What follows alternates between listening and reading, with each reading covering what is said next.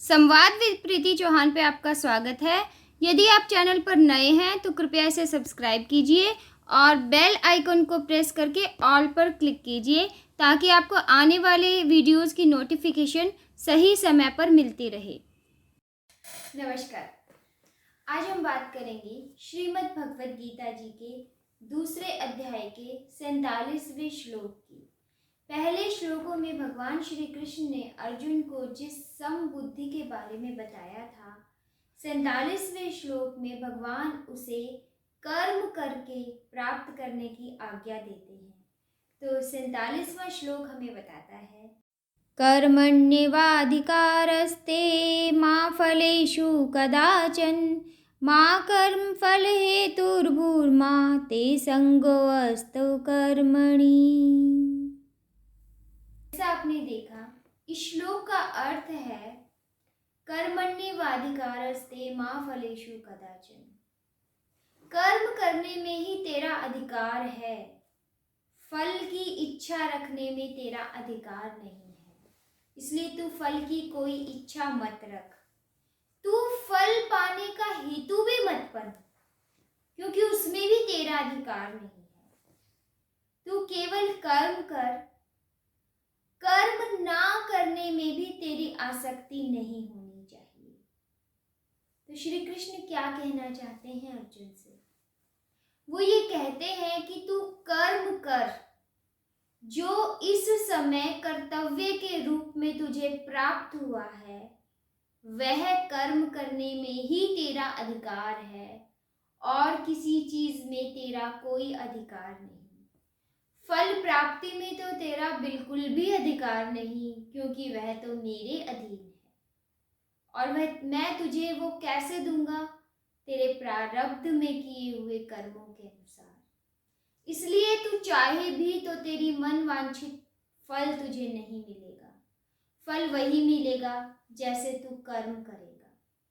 तू फल प्राप्ति का हेतु भी मत बन। तू निस्वार्थ भाव से कर्म कर, दूसरों के अधिकारों की रक्षा कर, अपने अधिकार का त्याग कर। जब दूसरे के अधिकार की रक्षा होती है तो पुराना राग मिट जाता है, और जब अपने अधिकारों का त्याग होता है तो नया राग उत्पन्न नहीं होता।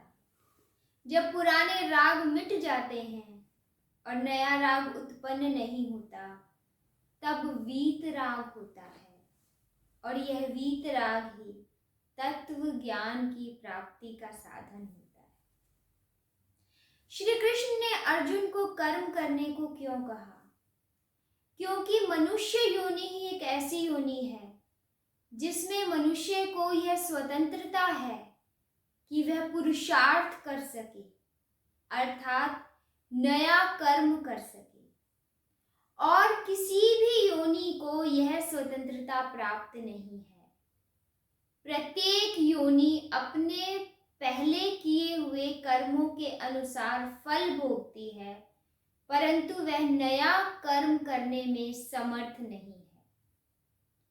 देवता भी मनुष्य को कर्म करने की सामग्री दे सकते हैं भगवान के विधान के अनुसार, परंतु नया कर्म करने में वे भी समर्थ नहीं है। जो नरकवासी हैं वो अपने प्रारब्ध के कर्मों के अनुसार दुख भोगते हैं, किंतु नया कर्म वो भी नहीं करते, कर ही नहीं सकते।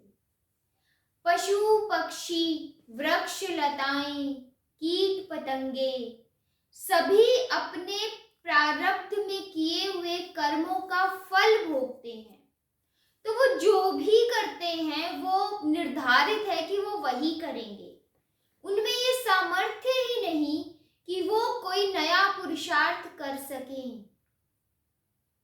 यह एक वरदान के समान है कि आप नया पुरुषार्थ कर सकें, और यह वरदान केवल मनुष्य योनि को प्राप्त है।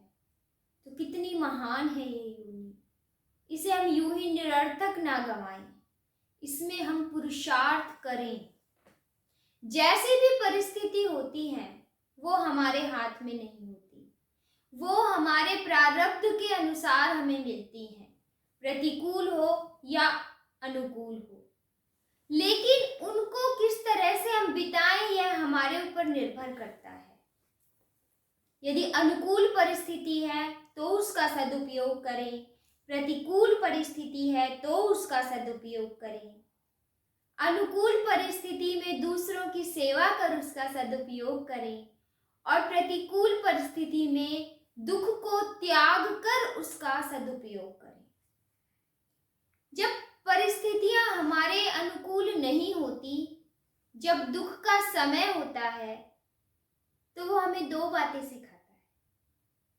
पहली कि ये हमारे प्रारब्ध में किए हुए कर्मों का फल है, तो इससे हमारे पाप कट रहे हैं, हमारे कष्ट कट रहे हैं, समाप्त हो रहे हैं।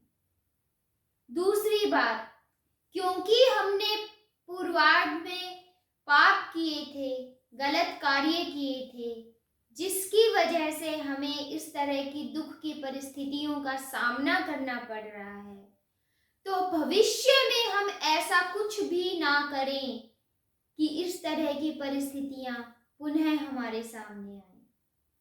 तो ये बहुत बड़ी शिक्षाएं देता है जीवन की।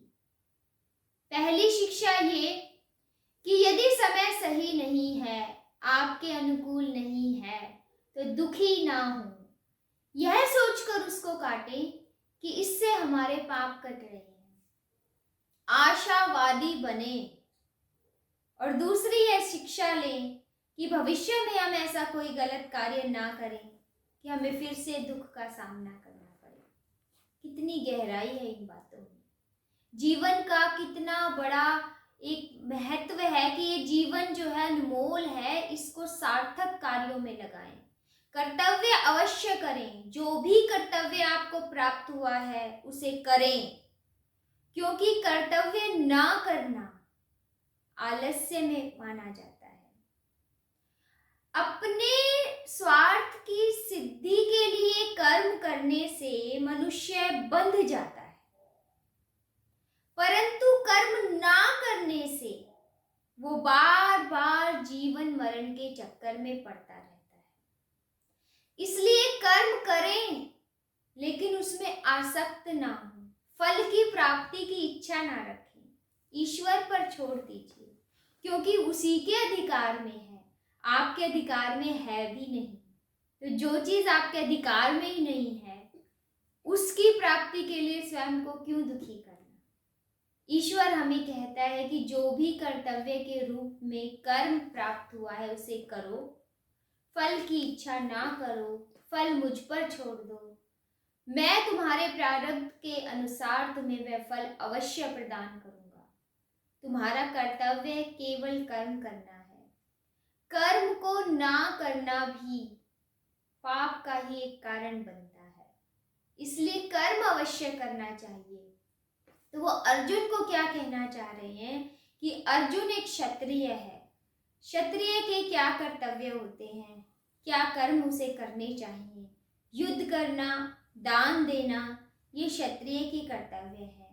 परंतु क्योंकि यहाँ पर रणभूमि है, इसलिए श्री कृष्ण उसे युद्ध के बारे में कह रहे हैं कि युद्ध जो है वो तुझे कर्तव्य के रूप में प्राप्त हुआ है और वही तेरा कर्म है, इसलिए वह कर।